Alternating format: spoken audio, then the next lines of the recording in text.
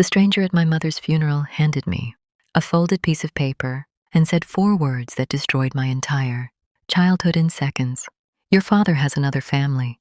I laughed. Maya doesn't panic. That's what everyone always said about me. I was the calm one, the steady one, the girl who held it together when everything around her fell apart. So I laughed the way people laugh when something is so impossible it has to be a joke. My father, the man who drove 4 hours through a snowstorm because I called him crying from college, that man had a secret family?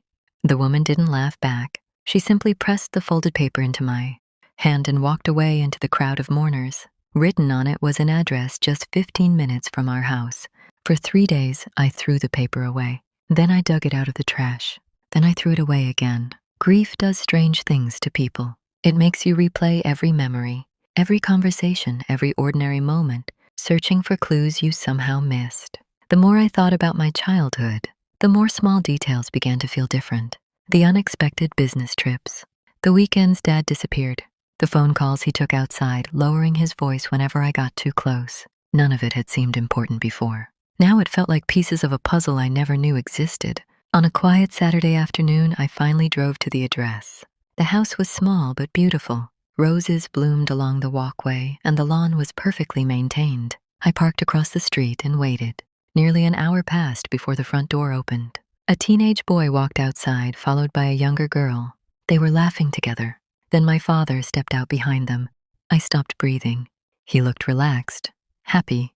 The children hugged him before getting into a car. A woman appeared in the doorway, and my father kissed her cheek before walking toward his own vehicle.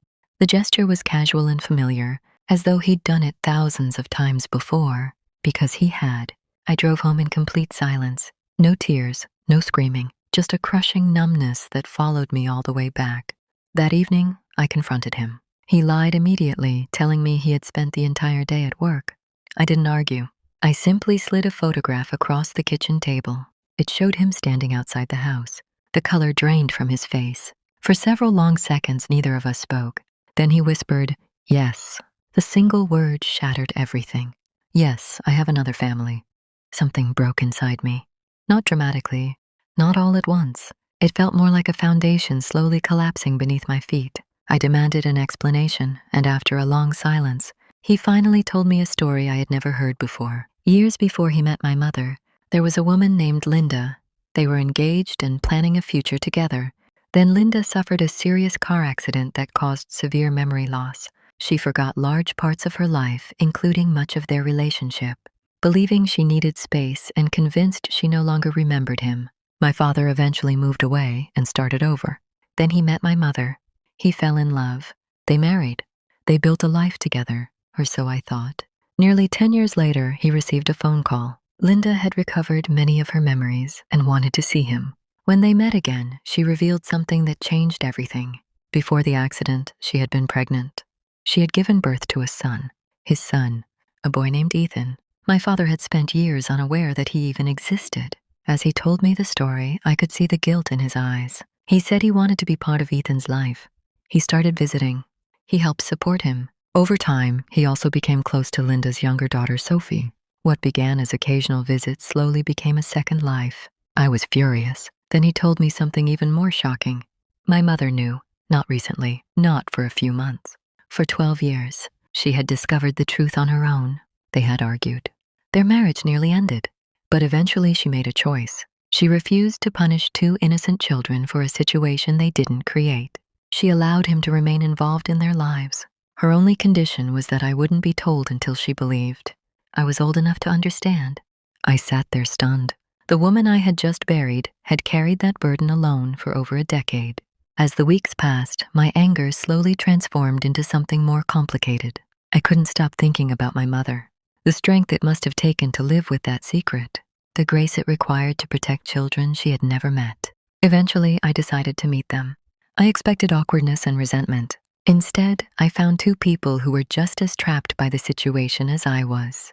Ethan was quiet and cautious at first, while Sophie couldn't hide her excitement. As we talked, I stopped seeing them as the other family.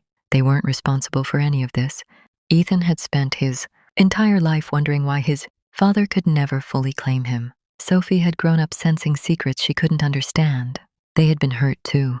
Slowly, we built a relationship. Months later, Ethan became one of my closest friends. Sophie started calling me her big sister, and eventually I stopped correcting her. Rebuilding trust with my father took much longer. One evening, many months later, I asked him what he had learned from all of it. He looked at the family photographs, scattered across the living room, table, pictures of me, Ethan, and Sophie. Images that should never have been separated. After a long silence, he said quietly, "A lie doesn't become harmless just because you've been telling it for a long time." Those words stayed with me. For years, he believed he was protecting everyone by keeping the truth hidden. Instead, the secret hurt every person it touched. But the truth did something else too. It gave me a brother.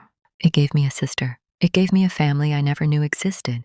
And sometimes even the truths that arrive, wrapped in heartbreak, can lead us to something we never expected, a chance to heal, a chance to forgive, and a chance to discover that family is bigger than the stories we've always believed. Sometimes the truth breaks your heart. Sometimes it rebuilds it. And sometimes, if you're willing to open the door, it gives you a family you never knew was waiting for you. If you like this story, don't forget to like, share, and subscribe for more emotional and inspiring stories. Let me know in the comments, what would you do if you discovered your father had another family?